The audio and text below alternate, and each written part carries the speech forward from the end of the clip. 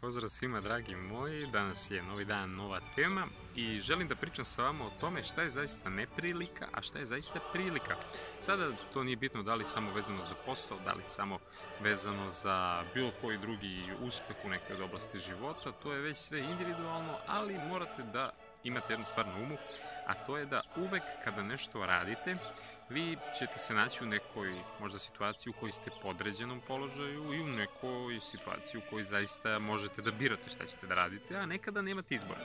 I nekad zaista u životu kada nemate izbora, tada dajete najbolje one rezultate, dajete sve od sebe, zato što se trudite da izađete iz te neke loše situacije, ajde da tako kažem. Sada kada neko kaže neprilika, ja uvek se setim one zanimljive priče koja glasi kada su dvojica prodavaca obuće otišli u Afriku.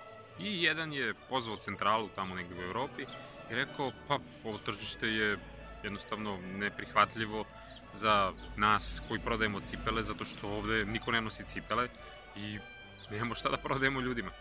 Dok drugi prodavac je u tome video izuzetnu priliku i rekao, šaljite sve što možete, ovde niko ne nosi cipele, tek će ljudi da krenu da nose.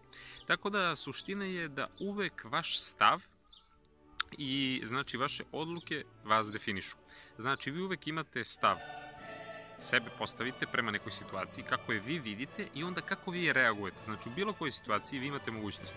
Vi imate mogućnost da uspete, da uradite šta god želite i to je činjenica. Znači vaš stav i vaše odluke vas definišu. Da li je to podređen položaj, da li nije, da li je to nepogodan položaj ili pogodan, samo od vas zavisi. Znači uvek kada ste u nekoj situaciji, pitajte sebe, šta ja mogu sad da uradim najbolje po mene?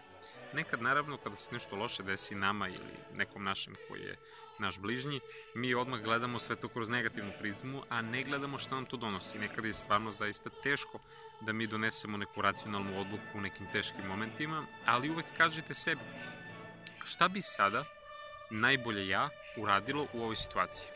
Daće vam se možda neki odgovor kroz 5 minuta, kroz možda sat vremena, možda kada prespavate. Izuzetno je bitno da se fokusirate na rešavanje, znači na rešavanje na to nešto ispred. Ne samo da budete fokusirani na problem, već na rešavanje i na onaj cilj koji vi imate. Sada, ljudi moraju da budu fleksibilni. Nekad vi želite putem A da dođete do nekog cilja, možda se desi promena da vi zaista morate nekim putem C. I to je skroz ok. Ali, znači, zapamtite da u svakoj neprilici postoji prilika. I to ne prilika, nego prilike. Tako da uvek je do vas. Uvek je do vas. Šta god da neko vama kaže, uradi i ostalo, vi definišete situaciju, vi definišete sebe, nakon toga vi definišete svoje odluke i vi onda iskorišćavate to na najbolji mogući način kako vi želite i kako vi znate. Tako da nadam se da vam je ovo bilo interesantno i zanimljivo.